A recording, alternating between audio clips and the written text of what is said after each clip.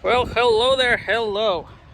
Today we find ourselves at a place where I've been a couple days ago. It's called Lone Canyon. It's quite a drive. The very first time that we've been there, blinded entire way. Oh my gosh, are you kidding me? This time I was actually able to drive all the way down and then mercifully actually drive all the way back. So let me show you. This is perhaps one of the most iconic and I'm willing to wager somewhat of a borderline ain't gonna happen for a lot of people part of the trail.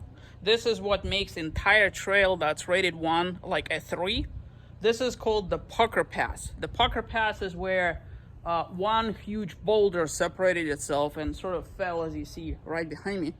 And this whole area is a big pain in the keister. So it starts off as sand and rock, right? Now, if you're going down the hill, I'm guessing it's not that big of a deal. It's kind of slippery, just a tad. But for everybody else, here, I'm gonna spin you around this way. So when you're going down, okay, one of the biggest issues here is that there's sand on top of the rock, and when you're driving over it, it makes you slip and slide all over the place, right? So going down, you kind of do the whole teeter-totter maneuver, no biggie, up until you get to this point right there. Now, I have off-roaded out of the wazoo in Moab, needles and Mexican hat, so stuff like this really doesn't bother me. But to somebody that's never seen it before, I mean, this looks like, oh my god, we are about to have a bad day, which is an acute observation for a lot of people, because that's exactly what a lot of people seem to have. Now, I've noticed that there's not that many scratch marks except for this part, and that's probably because people generally take the right line. And then south of this whole thing, as you see over there, there's really deep sand that has divots in there that are like 1.5 feet tall. It is crazy.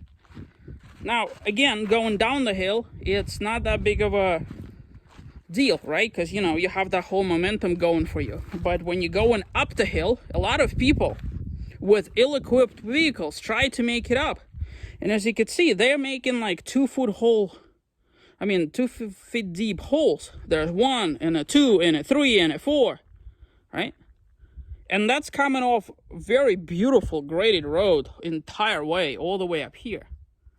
And then, of course, here, let me spin you around a little bit. This is the Pucker Pass, where unfortunately a lot of expletives decided to leave their marks. But the goal here, for those of you attempting this drive, put your vehicle into low gear, low range, and just very gently, very slowly, going like 1.5 to 2 miles an hour, just drive over this, okay? Over this, no biggie. You don't need any momentum here, just slow and steady. The Pucker Pass is nice and tall. You could probably drive a very tall vehicle underneath of it.